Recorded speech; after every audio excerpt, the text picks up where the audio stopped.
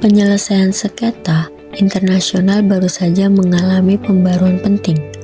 Pada 1 Agustus 2025, Inggris memberlakukan Arbitration Act 2025, pembaruan besar pertama sejak Undang-Undang tahun 1996 yang legendaris. Perubahan ini bukan sekedar pembaruan domestik, melainkan sebuah langkah strategis untuk mengukuhkan posisi London sebagai pusat arbitrase global yang unggul dalam persaingan ketat dengan Singapura, Hong Kong, dan Paris. Lalu, aturan baru apa saja yang bisa mengubah cara para pihak dan praktisi hukum menyusun klausul arbitrase di masa depan? Mari kita selidiki dalam video ini.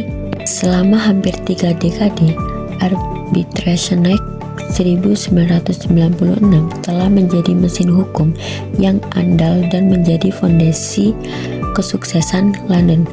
Namun, seiring waktu, ketidakpastian mulai muncul. Putusan-putusan Mahkamah Agung Inggris dalam kasus seperti NKV Cup 2020 menimbulkan kebingungan mengenai hukum. Apa yang sebenarnya mengatur perjanjian arbitrase? Apakah mengikuti hukum kontra utama atau hukum tempat arbitrase? Di sisi lain, praktik bisnis modern telah melampaui hukum lama. Kebutuhan akan alat yang cepat seperti arbiter darurat dan mekanisme penyelesaian perkara ringkas untuk menghentikan gugatan yang tak berdasar tidak diatur secara eksplisit. Singkatnya, mesin hukum tahun 1996 ini perlu disesuaikan dengan realitas dan kompleksitas abad ke-21. Rumusan masalah. Dari latar belakang tersebut, 2 masalah inti muncul. Yang pertama, masalah ketidakpastian hukum yang merugikan. Dalam kontrak internasional yang melibatkan banyak yurisdiksi, seringkali tidak jelas hukum negara mana yang mengatur validitas dan penafsiran klausul arbitrase itu sendiri. Ketidakpastian ini dapat memicu sengketa tentang sengketa yang hanya menghabiskan waktu dan sumber daya.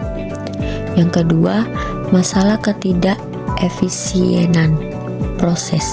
Sistem lama dinilai kurang memiliki mekanisme yang kuat untuk mencegah taktik litigasi yang bersifat menghambat, seperti mengajukan gugatan atau pembelaan yang jelas-jelas lemah dan tanpa prospek, hanya untuk mengulur waktu atau membebani pihak lawan secara finansial. Pembahasan masalah. Solusi pertama, aturan default baru untuk kepastian hukum. Arbitration Act 2025 memberikan solusi elegan untuk ketidakpastian.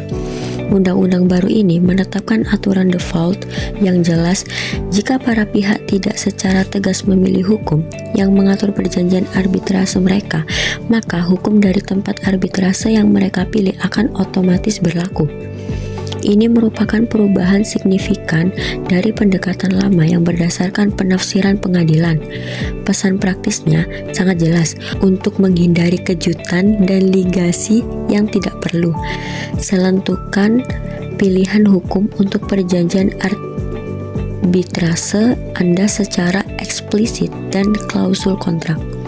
Solusi kedua, kewenangan penyelesaian cepat untuk efisiensi.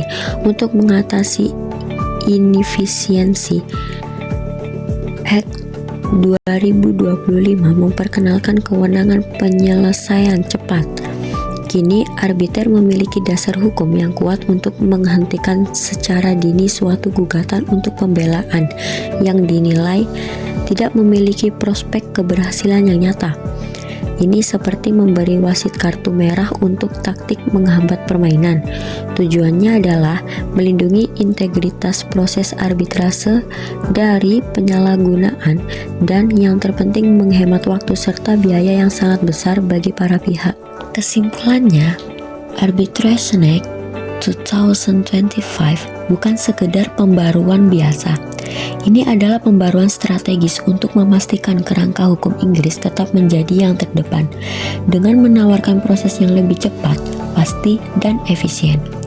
Perubahan ini akan berdampak luas tidak hanya bagi para pihak yang memilih London, tetapi juga berpotensi menjadi standar baru yang diadopsi atau menjadi acuan bagi yurisdiksi arbitrase lainnya di seluruh dunia.